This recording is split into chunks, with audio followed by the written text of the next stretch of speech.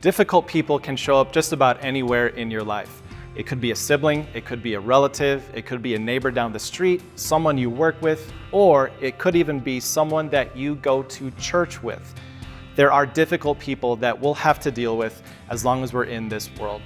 And for this week's Grace Talks, I want to have a conversation about how to deal with the people in your life that you might refer to as being difficult. Before we get into any practical talks today and this week, what I want to do is simply normalize the whole idea that there will be difficult people, and don't feel bad if you think that someone in your life is difficult. At the heart of every difficult relationship you have, the common theme is there are differences between you and them. Differences in how you see the world, differences in personality, there are differences in goals and motivations. There's a difference between you, and that's what's causing the difficulty. But this wasn't always the case. Back at the beginning, God actually created people differently for the reason not to create conflict between them, but so that there could actually be more unity between them. When God created Adam and Eve, he did so in a way that he made them different. He made them unique. They were very much equal and on the same level, but he created them uniquely, so that they were different in a way that would complement each other. And that's the way God intended it to be. Our differences would complement each other.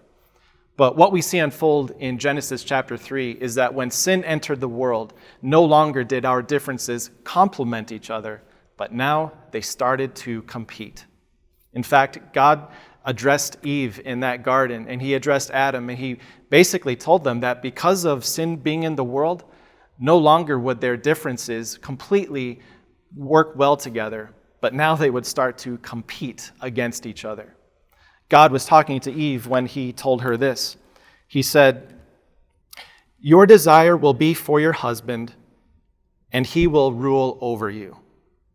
Now, there's a lot in that one verse, but the point of it is that though Eve would want some things from her husband that only he could fulfill, he would react in a very different way than she was expecting. There would be competition where God wanted there to be a completing. No longer would they complement each other in the way God wanted, but now there would be a competition. And Eve was warned, your husband will be a difficult person to live with, and Adam would receive the same. Your wife will be a difficult person on some days. So the good news is this: not always will it be this way. Someday in heaven, when we no longer have a sinful world and a sinful nature that's plaguing us, we will be able to see the differences in the way God created us in a way that we can celebrate them. No longer will we be competing because of our differences, but in heaven we'll be able to complement each other, just like God intended us. And the other piece of good news is that you do not have to wait until heaven to enjoy the kind of peace that God wants us to have. Even in this world, because of what Jesus did, we can see that our differences can complement each other. In fact, as Jesus is talking about what he did in this world, he acknowledges all the different gift sets, all the different personalities, and all the different things that might motivate us and drive us. He brings an amazing unity to all of it so that we can celebrate the differences we have with people. So this week, as we get started with this discussion on how to deal with difficult people, I want you to think of one person in particular. What are the differences between you and that person? And as you think about those differences, would you take a step to ask God to help you celebrate what makes you different, so that instead of competing with them, you would start to complement one another in the way that God designed? Nobody likes having to deal with a difficult person. And the ironic thing is that when we label someone else as a difficult person, usually our reaction is to become a difficult person right back to them. I see this all the time with my 3 kids. Whenever I bring attention to an indiscretion that they might be guilty of, their first reaction is to start with the words, "but they." Did you hit your sister? Yes, but she did this to me. Did you hide your brother's stuff? Yes, but he did this to me. They were being difficult, so I can be difficult right back to them.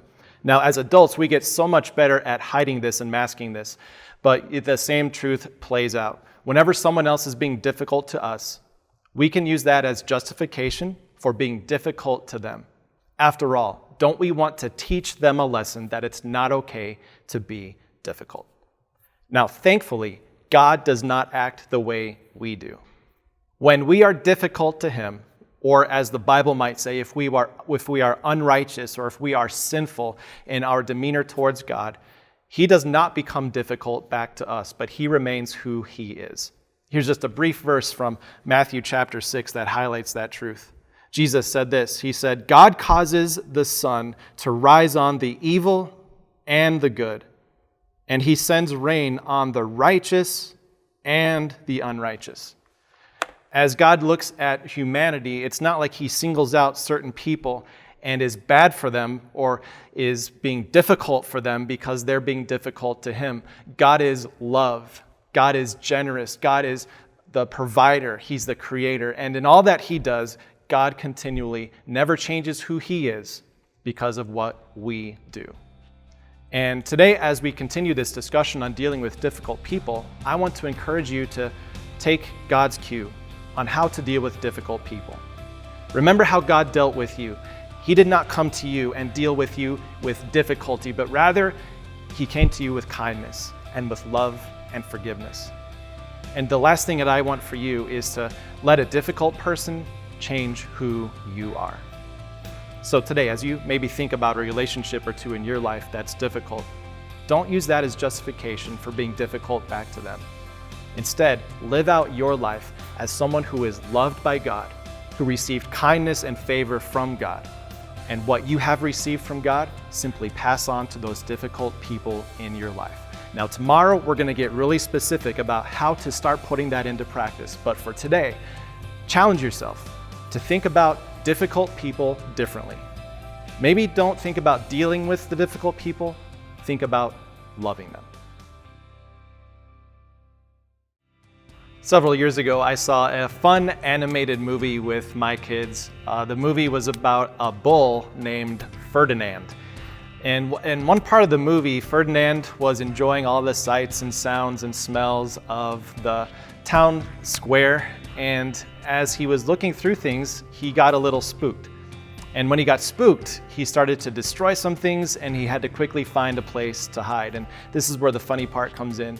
Ferdinand found his way into this little shop that was full of dishes and plates and expensive glasses. And as the camera pans out, you see that he is literally a bull in a china shop. And it was so funny watching this huge bull try to navigate his way between all these dishes. You just know that it's only a matter of time until things come crashing down. Now, the reason why I bring that up is because when it comes to difficult people in your life, it can kind of feel like at times they are a bull in a china shop. Our natural reaction towards difficult people is to keep them away from anything of importance, and especially keep them away from maybe the sensitive things or the things that you value in your heart. What I want to show you today as we continue our talk about dealing with difficult people is that God does not want you to distance yourself from them. It's true, we need to have healthy boundaries, which we will talk about tomorrow. But for today, I want to show you some biblical wisdom about the best and healthiest way to address those who might be difficult in your life. The section I want to look at is a section from Ephesians chapter 4, and this section helps us to understand our posture towards those who might be difficult. And as we read this, our mindset is remembering what God has done for us. So here's what Ephesians chapter 4 says. It says, "Be completely humble and gentle. Be patient, bearing with one another in love." Be completely humble, which means put the interests of others above your own. Be gentle, which means you do not expect an immediate change to their behavior, but rather you are patient with them, using love rather than coercion to change who they are. Be completely respectful. Be gentle, be patient. Patient means that we take the emphasis off of what we want right now and we let them go at their pace.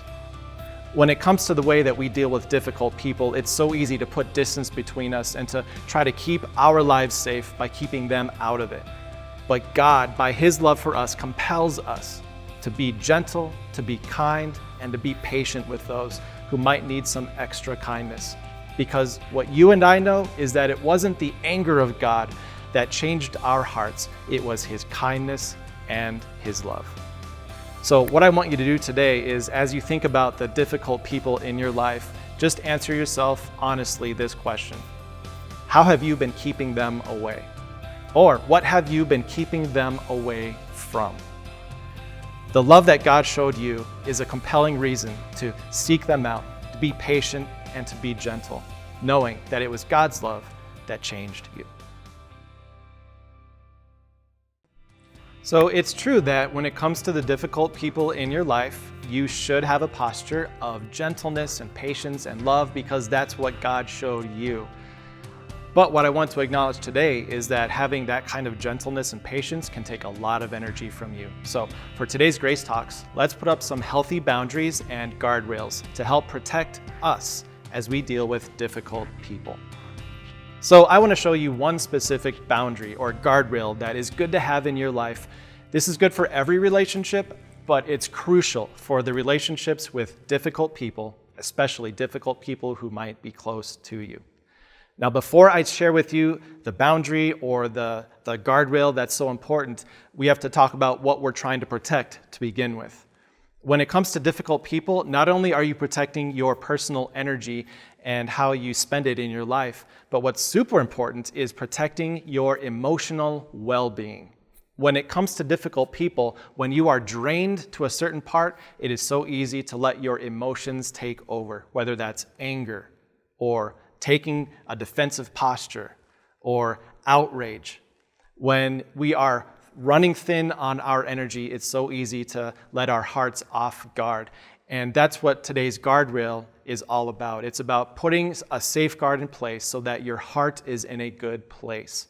And today's guardrail simply has everything to do with how God views you and how you view yourself. I want to read a section here from Galatians chapter 1. This book of the Bible gives us a clear look at what it means to deal with people who are difficult, but how that doesn't change how you view yourself. These are words from the Apostle Paul, who had to deal with difficult people, absolutely, but no matter how many people he dealt with, it did not change his view of who he was. So here's from Galatians chapter 1. He simply says this, "Am I now trying to win the approval of human beings or of God? Or am I trying to please people?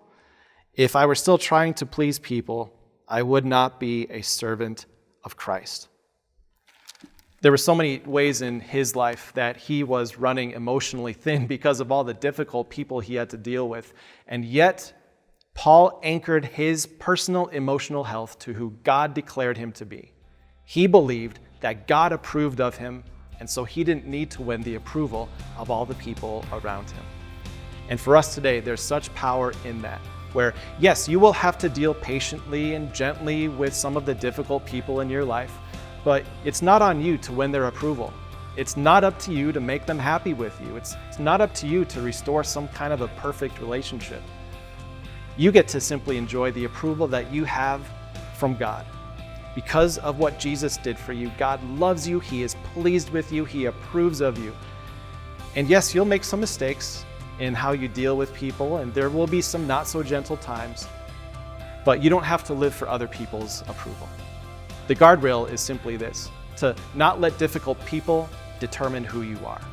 Don't live for them, live in light of what God has done for you.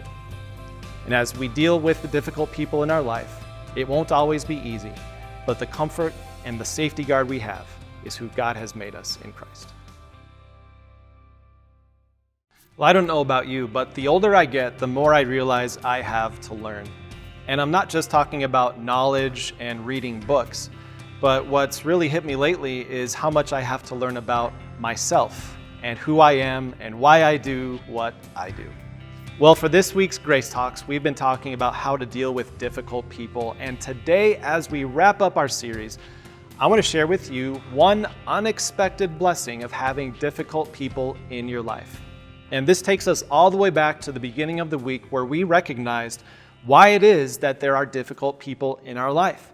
The reason there are difficult people is because there are differences between us. We see the world differently. We have different core principles. We have different goals or values that drive us. Between you and every difficult person, there's some sort of a difference. And that takes us to the unexpected blessing that we get from having difficult people in our lives. And the principle that we're going to get to revolves around a simple question. When it comes to difficult people in your life, what would a wise person do? And the book of Proverbs gives us a hint about that. Proverbs 9 verse 9 says this, "Instruct the wise, and they will be wiser. Teach the righteous, and they will add to their learning." There's this idea that even if you're a wise person, even if you can recognize the difference between you and someone else, there is always something to learn. And when it comes to difficult people, quite often, there is something to learn. So my encouragement for you this week is simply this. Thank God for the unexpected blessings that come from difficult people in your life. Quite often, they have a mindset or a worldview or a belief that you don't quite understand, and that's what's causing some difficulty between you. So as you think about that, answer this question. What does this difficult person have to teach you? What would a wise person do? As you think about that, maybe it will lead you to a question that you can ask them, something that only they could answer. Maybe it's a question of curiosity that will help you see things from their perspective. And here's what I know. As you approach someone with curiosity and ask them questions about how they see the world, your curiosity might just be the kindness that draws them closer to you.